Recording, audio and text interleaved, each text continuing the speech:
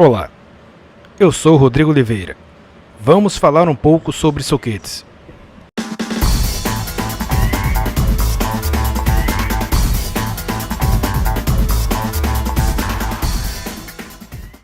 Vamos entender o conceito de aço, forja e fundição.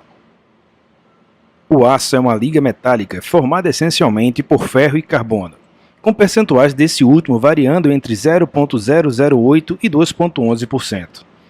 Diferente do ferro fundido, que também é uma liga de ferro e carbono, mas com teor de carbono entre 2,11% e 6,7%. O carbono é um material muito usado nas ligas de ferro, porém varia com o uso de outros elementos como magnésio, cromo, vanádio e tungstênio. O carbono e esses outros elementos químicos agem como um agente de resistência. Vamos entender então o processo de forja. O aço forjado é obtido através de lingotes de aço, que são submetidos ao aquecimento e grandes pressões mecânicas, até que o metal adquira o formato desejado. Diferentes de outros materiais, o aço não é forjado a frio, sua dureza impede que ele seja trabalhado dessa maneira. Ao passar pelo processo de forja, que é o aquecimento do metal sem que ele derreta, o metal adquire propriedades diferentes daquela do aço fundido. Os tipos de aço forjado dependem do tipo do aço utilizado para fazer o lingote. O aço forjado, diferente do fundido, não permite que sejam feitas ligas durante sua confecção.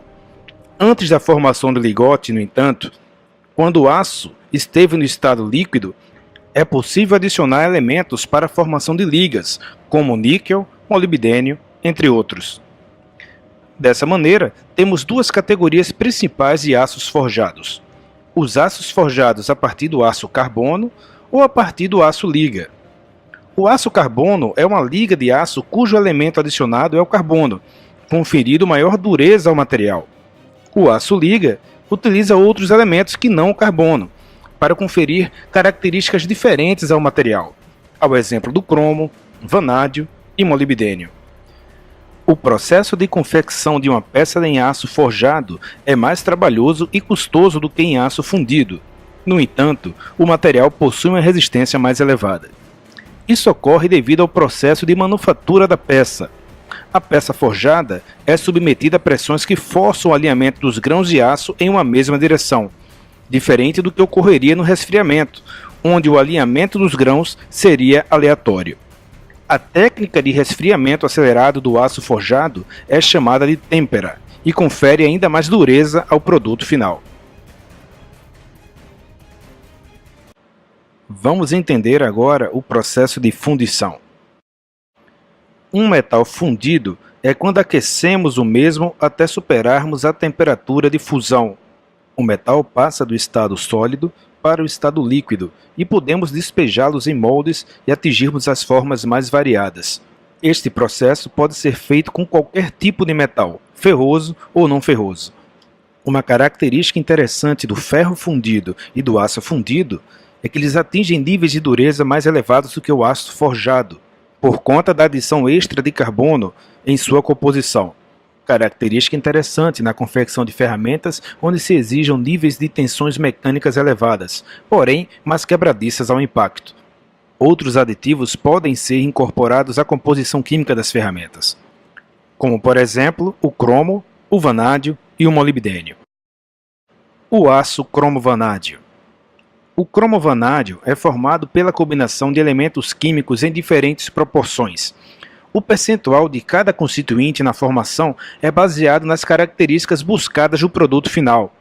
Tipicamente, o cromo-vanádio contém uma quantidade de cromo entre 0,8% e 1,1%, e uma quantidade de vanádio que é de aproximadamente 0,18%. Inclui-se também 0,5% de carbono.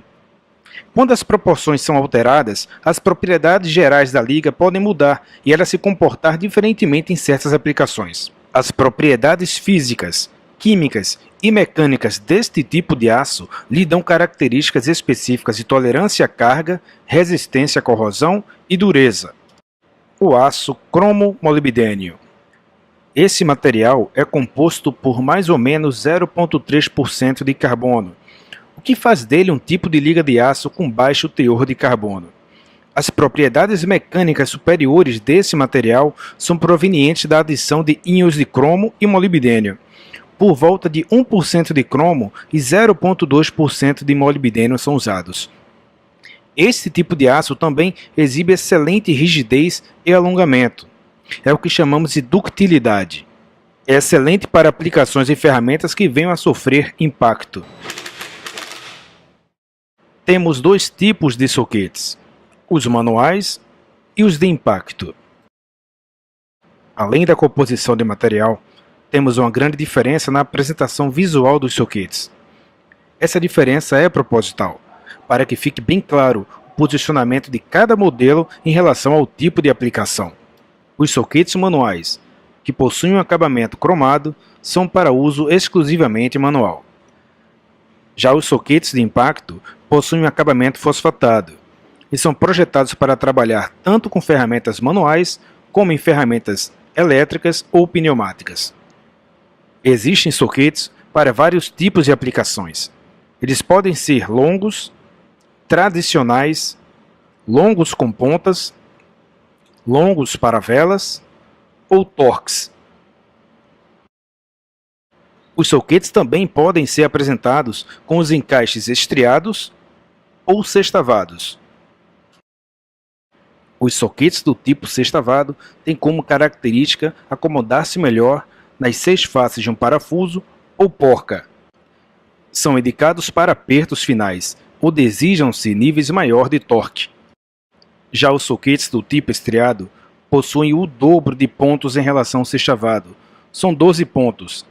Os pontos de apoio agora são as quinas dos parafusos, e não mais as faces, como no modelo sextavado. São mais indicados para situações onde não se possa trocar as posições tão facilmente. O fato de ter vários pontos me dá o dobro de angulações para se efetuar o aperto, mas não suporta o mesmo nível de torque que o modelo sextavado. Os soquetes estriados da linha Stanley contam com o sistema MaxiDrive. Os sulcos e as quinas internas de contato foram arredondados, permitindo assim 15% a mais de pegada, evitando deformação nas pontas. Foram desenhados para facilitar a remoção de porcas e parafusos desgastados ou arredondados. Um fator importante a ser considerado nos soquetes é a dimensão do seu encaixe. A depender dessa dimensão, podemos voltá-lo para aplicações específicas. O encaixe quadrado dos soquetes podem ser encontrados desde 1/4 de polegada até 1 polegada. Esta variação determina o segmento onde eles serão aplicados.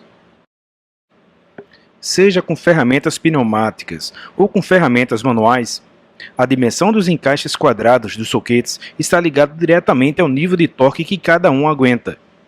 O encaixe menor aguenta torques menores, e o encaixe maior aguenta torques mais elevados. Vamos conferir o torque máximo que cada medida de encaixe resiste.